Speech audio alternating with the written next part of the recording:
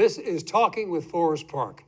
I'm Kurt Radel, Waycross Community Media, and our special guest today is Chelsea Clark from Forest Park City Council. And today we're going to be talking about the Summer Youth Program Fair, which is happening on Saturday, April the 13th from 11 a.m. until 1 p.m. at the Forest Park Senior Center. Chelsea, welcome.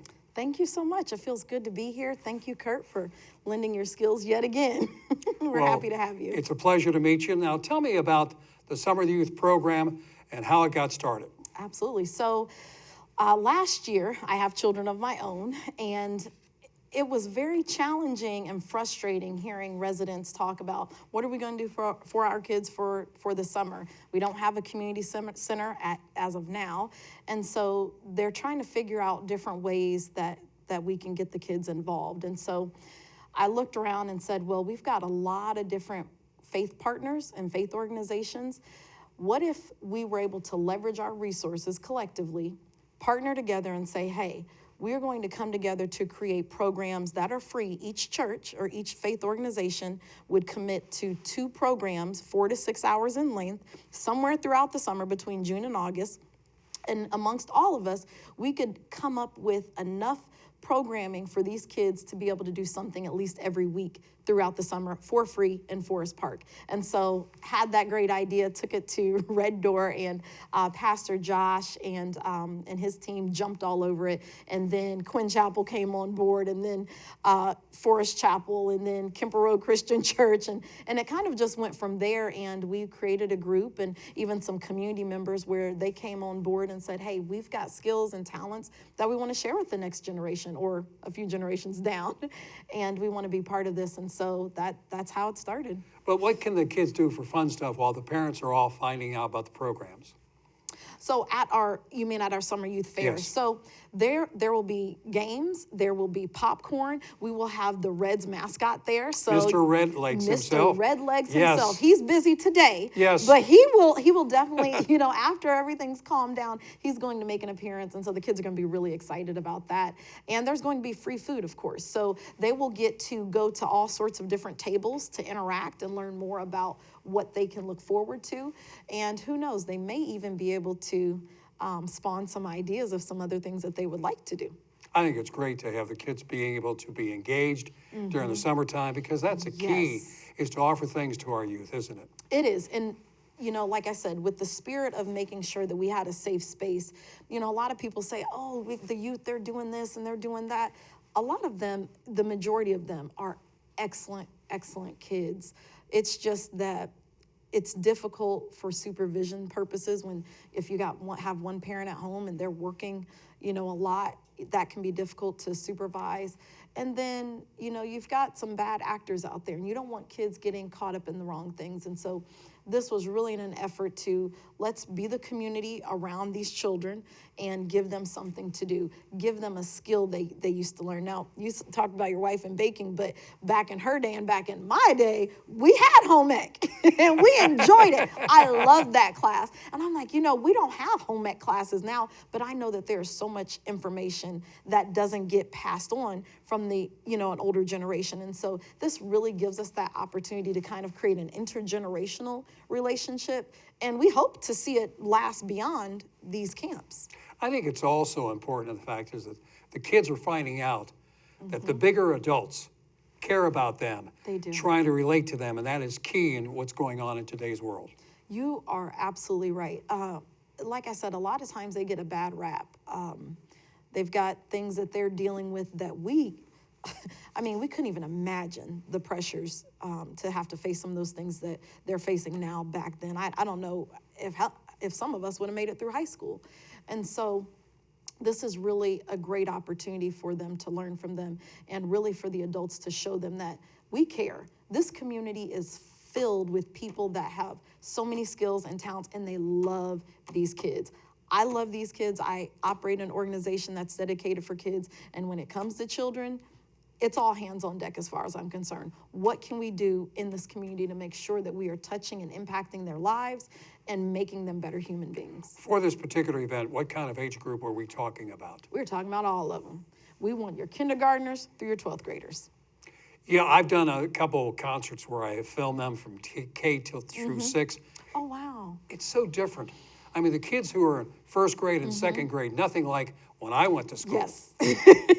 Well, they're not. Probably They're more not. advanced when you went, but not when I You went. know, and every day it gets, every day it gets more, they learn more, so to speak. I'm not sure that they're learning more, they're exposed to more, but it's another conversation. But so they are very different. But the way the programs are set up is certain programs will be maybe K through 4, certain programs may be only for middle school, certain programs may be only for high school, and then there's going to be, anywhere in between. There's even an entrepreneurship class that the kiddos can be in. So it'll kind of just depend on what that organization sees most fit for them to be in. I did neglect to mention that the Cincinnati Zoo will also be present. We have an amazing partnership, long-standing with them, where while it's not free, our residents do get a very good discount, a 50% off discount for their summer camp. And so that's still going on, and they will be present as well. And we were going to ask you about the fact, do these programs have a fee?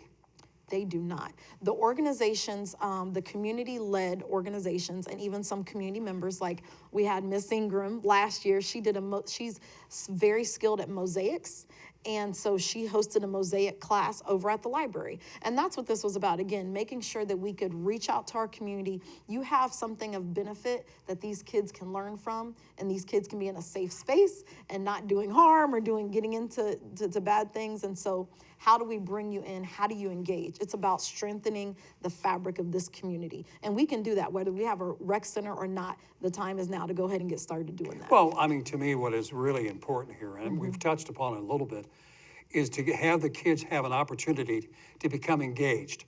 Yes. That they're not wondering and trying to figure out what are they going to do Yes. here or there. They're having that opportunity. It's happening right here in Forest Park. And that is. really is a tribute to the Forest Park City Council and all the people who are involved. Absolutely, absolutely. We've got a great council that, we believe in every resident, working together and coming together for opportunities like this. Now, are you in a position where you're still looking for more organizations to add programs to the list? Yes, we would like those programs to be as deeply discounted as humanly possible, because again, times can be difficult. Even if that's even if there are limited spaces, please come out. We would love for you to be a part of that. Is there a particular area that we'd like to see that you've not seen in the past? We would like to see some more tech-based programs. That'd be very nice, and also expanding on some of the sports. Now, is the summer youth program fair only for Forest Park residents? It is not. The organizations in the community that are hosting them freely, those are specific for Forest Park residents. But the other guests that will be vendors at our summer fair, it's open to all students, all residents, outside the confines of Forest Park as well. Well, as I said, I think it's a tremendous program to have. It's something fun. Yes. We want to have more fun. It's Yes. also, I like the fact is that you're having the youth and the adults being able to engage in the same project. That's a Yes. very important element of this, I believe. It really is. Again, it is very rare outside of a school, which is very traditional and dictated, and confined, right, by lesson plan and certain kind of spaces that they have to be in. But when you have community members that are giving of their time and they're not charging and they're just saying, hey, listen, I was a woodworker for 50 years, or I worked on cars for 50 years, and now I want these kids to learn how to be able to change their own tire. Those are still valuable skills. And in that, you get kids that can have confidence being built, and who knows, they can even get an interest or a passion for that particular career. But they also get to learn through the stories and experiences of those people, and you're creating the perfect environment to have that happen. We would love to see some additional supports and snacks. So any restaurants or organizations out there that love to help with with It would snacks, also that would give be them, great. it would give the organizations, the different restaurants, an opportunity for everyone to sample. Maybe if they have some Yes. because every time you come to summer, you're hearing about a new flavor coming out, You a are. new milkshake, a new Yep. sandwich, whatever the case may be. Absolutely. Now you have an opportunity to sample a little bit, then they'll come in. Absolutely. Food always brings them. Food will bring me in at any time. I'm sorry to say that, That's but it will happen okay. for me. Well, I want to thank you, Chelsea, for coming in to let us know about the fair.